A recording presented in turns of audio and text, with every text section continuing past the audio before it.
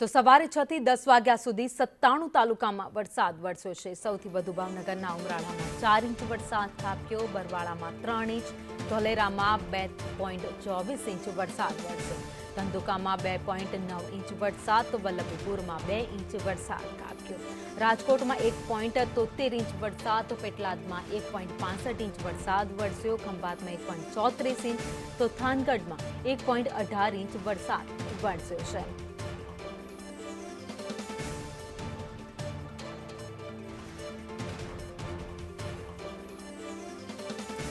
સૌથી વધારે વરસાદ ભાવનગરના ઉમરાળામાં 4 ઇંચ ખાબક્યો છે। સવારે 6 થી 10 વાગ્યા સુધી રાજ્યના 97 તાલુકામાં વરસાદ વરસ્યો છે।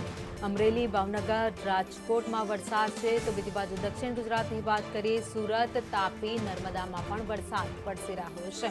અવિરત વરસાદના કારણે વાતાવરણમાં ઠંડક પ્રસરી ગઈ છે, તો મધ્ય ગુજરાતમાં પણ કેટલાક જિલ્લાઓમાં વરસાદી માહોલ જોવા મળી રહ્યો છે। વહેલી સવારથી જ વાદળછાયું વાતાવરણ અને ત્યારબાદ ક્યાંક ઝરમર તો ક્યાંક ધોધમાર વરસાદ નોંધાયો છે। ઉમરાળામાં 4 ઇંચ વરસાદ વરસ્યો, કેટલીક જગ્યાઓ પર ભારે વરસાદને કારણે નીચાણવાળા વિસ્તારો છે પાણીમાં ગરકાવ થયા છે।